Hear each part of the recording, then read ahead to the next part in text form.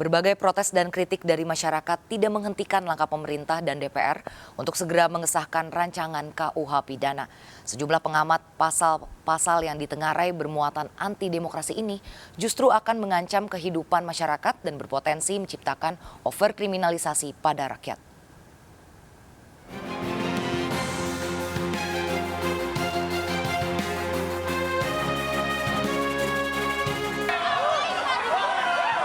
Rencana pemerintah dan DPR untuk mengesahkan RKUHP dalam waktu dekat lagi-lagi menuai penolakan. Sejumlah pihak masih menilai pasal-pasal dalam RKUHP bermasalah karena dianggap dapat membahayakan kehidupan berdemokrasi. Dikhawatirkan nantinya pasal-pasal yang ditenggarai bermuatan anti demokrasi ini justru akan mengancam kehidupan masyarakat dan berpotensi menciptakan overkriminalisasi pada rakyat. Sayangnya berbagai protes dan kritik dari masyarakat seolah tidak menghentikan langkah pemerintah dan DPR untuk segera mengesahkan RKUHP. Kenapa sampai saat ini masukan dari masyarakat gitu nggak pernah didengarkan gitu, alasannya tidak pernah jelas, misalnya dengan mempertahankan pasal penyerahan harkat dan martabat presiden ini gitu. Dan untuk saat ini kita lihat mungkin kita cuma punya waktu sekitar 2 minggu kalau memang mau disahkan di paripurna maksimal 15 Desember, itu artinya tergesa-gesa sebetulnya. Karena proses yang selama ini dilakukan oleh pemerintah maupun DPR itu sifatnya hanya sosialisasi alias satu arah, jadi bukan partisipasi yang bermakna. Diketahui sejumlah pasal subjeknya langsung ditujukan kepada rakyat. Ini artinya RKUHP seolah dibuat bukan untuk melindungi masyarakat, tapi justru untuk mengatur dan menjerat masyarakat. Salah satunya dengan lolosnya serangkaian pasal pidana yang bisa digunakan untuk membungkam kritik terhadap penyelenggara negara. Adapun pasal-pasal yang mengancam demokrasi tercermin diantaranya dalam pasal penghinaan terhadap pemerintah, yakni pasal 240 RKUHP, pasal penghinaan terhadap kekuasaan umum dan lembaga negara, yakni pasal 353 dan 354 RKUHP, serta pasal penyelenggaraan demonstrasi dan unjuk rasa tanpa izin pada pasal 273 RKUHP.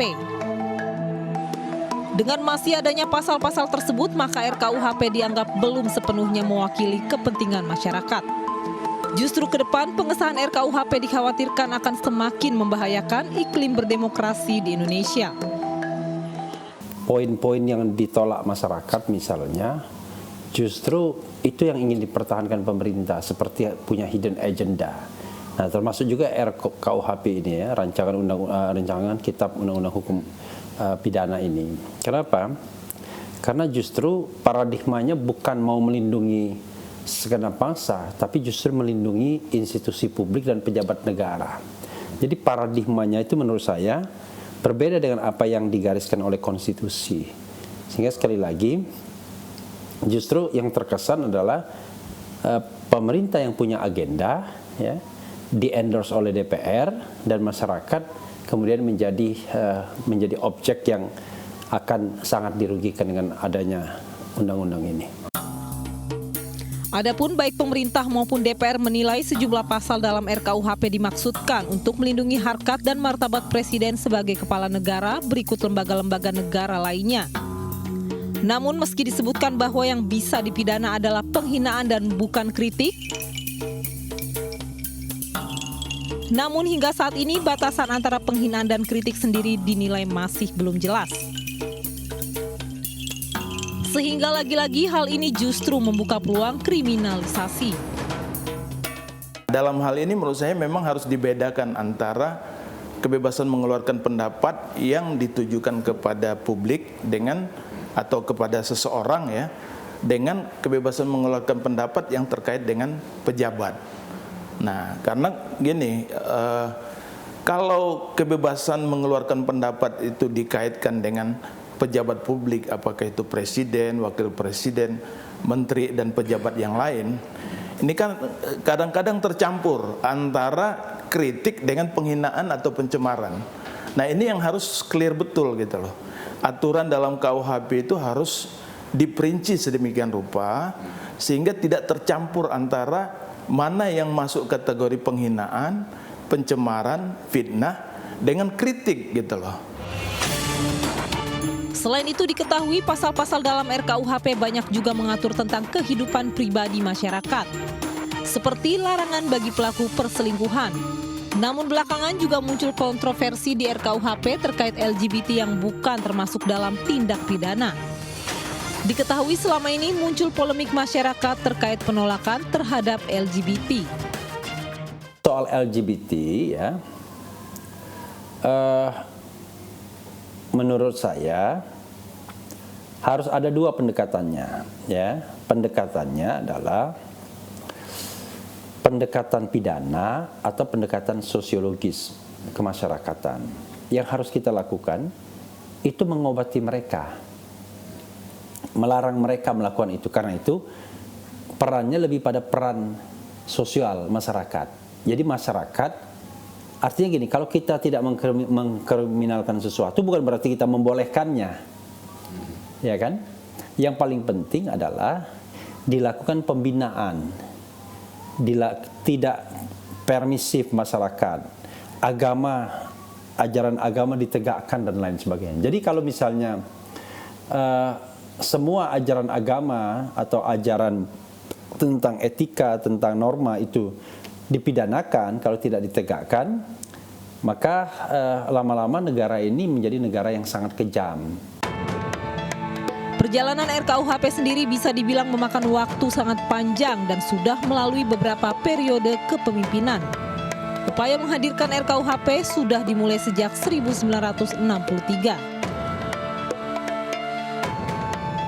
Perjalanan berliku RKUHP seharusnya tidak perlu terjadi jika saja pemerintah konsisten pada tujuan awal dan alasan terbentuknya RKUHP sendiri. Di mana salah satunya berangkat dari semangat agar bangsa ini memiliki aturan sendiri dan bukan lagi menggunakan warisan kolonial dalam mengatur bangsa dan masyarakatnya. Ini sejak tahun 1963 dibahas undang-undang ini, ya. Ini rekor terpanjang undang-undang dibahas. Oke lah, taruhlah misalnya kita hitung dari periode yang lalu, ya, sejak periode 2014-2019, sepanjang satu periode itu berpuluhan, ya, mungkin lebih 100 RDPU dilaksanakan, ya.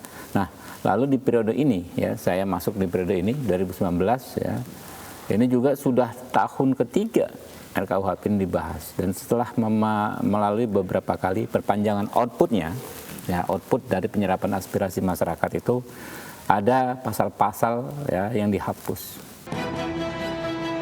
Memiliki undang-undang sendiri menjadi hal yang dibutuhkan bagi bangsa ini. Terlebih sudah sangat lama aturan hukum yang kita gunakan merupakan warisan masa penjajahan, padahal bangsa kita telah puluhan tahun merdeka. Namun perlu juga diingat, jangan sampai KUHP produk sendiri justru masih membawa semangat kolonial dengan membangkitkan kembali pasal-pasal yang membunuh semangat demokrasi. Pembentukan RKUHP ditunjukkan untuk Indonesia agar memiliki pedoman jelas dari penegakan hukum. Namun jangan sampai hal ini hanya menjadi perpanjangan tangan bagi segelintir pihak demi kepentingan.